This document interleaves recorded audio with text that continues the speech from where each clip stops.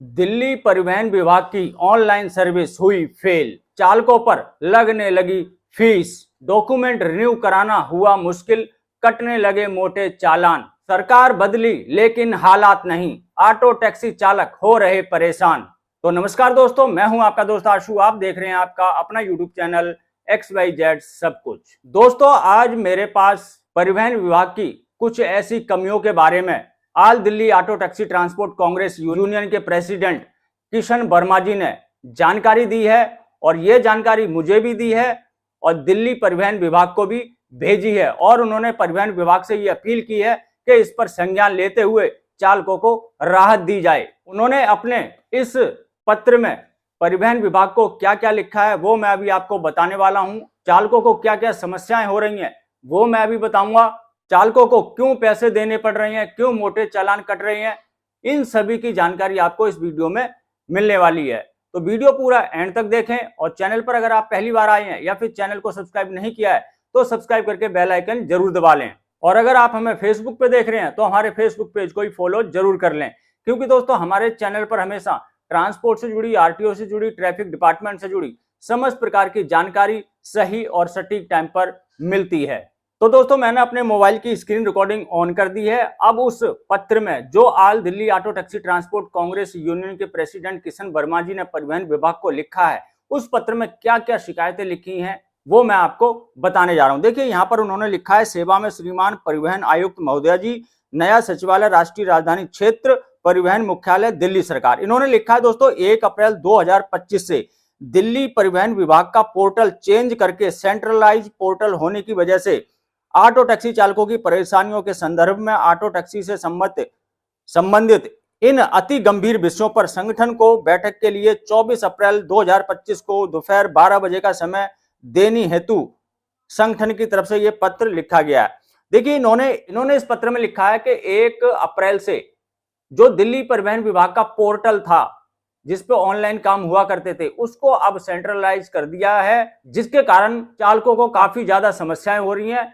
इसी सिलसिले में ये परिवहन आयुक्त से मिलना चाहते हैं, इन्होंने समय मांगा है। ठीक है, अब क्या क्या दिक्कत आ रही है वो मैं आपको बता रहा हूं। महोदय, संगठन और ऑटो टैक्सी चालकों के माध्यम से आपको संज्ञान करवाना चाहते हैं कि आज 22 दिनों के बावजूद भी चालकों की समस्याएं जस की तस बनी हुई हैं, जिसके कारण चालकों को अपने वाहन संबंधी दस्तावेज एवं फिटनेस जांच के लिए आर्थिक तौर पर पेनल्टी देनी पड़ रही है। यानी कि दोस्तों 22 अप्रैल को यह लेटर लिखा गया। इन्होंने कहा कि 22 अप्रैल तक, यानी कि 1 तारीख को पोर्टल चेंज हुआ था, तब से लेकर 22 अप्रैल तक, यानी 22 दिनों तक अभी भी इसमें कोई भी सुधार नहीं हुआ है और चालकों को आर्थिक रूप से पैसे देने पड़ रहे हैं।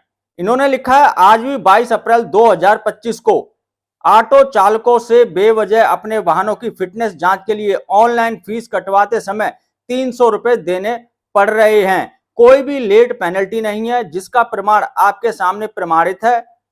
तो इन्होंने लिखा है, 22 तारीख को जब ऑटो चालक अपनी गाड़ी की फिटनेस कराने गए तो उनसे फीस के रूप में 300 रुपए लिए जा रहे हैं, और यह सब कुछ हो रहा है पोर्टल की वजह से। उन्होंने यहाँ पे प्रूफ भी दिए हैं, यहाँ मैं साइट पे प्रूफ भी लगा देता हूं, तो आपने ये प्रूफ देख लिया। अब आगे इन्होंने क्या लिखा है, जो दिल्ली परिवहन विभाग का पुराना पोर्टल था उसको हटा दिया गया है, नया बनाया गया है। उसमें चालकों को बहुत ज्यादा समस्याएं आ रही हैं, आधार कार्ड की KYC नहीं हो पा रही है उसमें, और नए पोर्टल में चालकों को 300 रुपए फीस के रूप में देने पड़ रहे हैं, जो कि 5-6 सालों से नहीं देने पड़ रहे थे।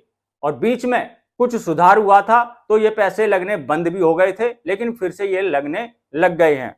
इन्होंने कहा है, जब भी हम अपनी फिटनेस की या फिर परमिट रिन्यूअल की फीस कटवाते हैं तो उसकी जो पर्ची निकलती है, PDF फाइल बनती है, वो नहीं निकल रही है, और 10 दिन के बाद उसको लॉक कर दिया जाता है। तो ये पूछ रहे हैं, ये आखिर क्यों लॉक कर दिया जाता है। परिवहन मुख्यालय राजपुर रोड स्थित IT ब्रांच वाले भी कोई सुनवाई नहीं कर रहे हैं। जब जाओ कभी कोई सीट पर नहीं होता है, फिर इनकी फोन पर मीटिंग चल रही होती है, और तकरीबन ज्यादातर वहां बैठे हुए कर्मचारी अपने अपने फोन पर YouTube या फिर WhatsApp चलाते रहते हैं। आगे लिखते हैं, हकीकत पता होने के बावजूद ऑटो टैक्सी चालकों के वाहनों के चालान दिल्ली ट्रैफिक पुलिस एवं परिवहन विभाग का इन्फोर्समेंट टीम कर रही है। परिवहन विभाग की गलतियों के कारण ऑटो टैक्सी चालकों का शोषण और अत्याचार क्यों? परिवहन विभाग की कमियों के कारण ही चालकों के सड़कों पर चालान हो रहे हैं, इसे भी तत्काल प्रभाव से आपके माध्यम से रुकवाया जाए। अर्थात परिवहन विभाग के आला अधिकारी गहरी निद्रा में आखिर क्यों सो रहे हैं, आखिर चालकों पर यह अत्याचार कब रुकेगा।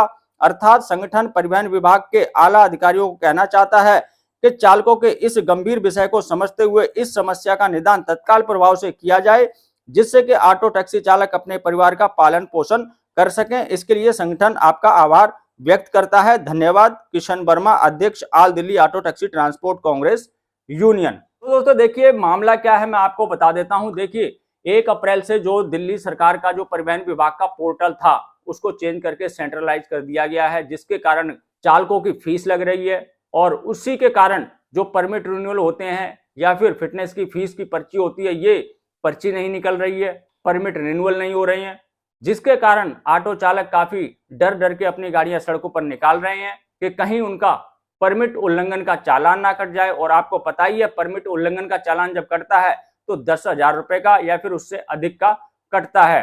तो ऑटो चालक डर डर के गाड़ी चलाने को मजबूर हैं और संगठन का कहना यह है कि इन सब की शिकायत हम कई बार दे चुके हैं, लेकिन जो बड़े बड़े अधिकारी हैं वो अपने फोनों पर व्यस्त रहते हैं, वो यूट्यूब या फिर व्हाट्सएप चलाते रहते हैं, चालकों की आवाज को नहीं सुनते हैं। ये सब आरोप किशन वर्मा जी ने परिवहन अधिकारियों पर लगाए हैं।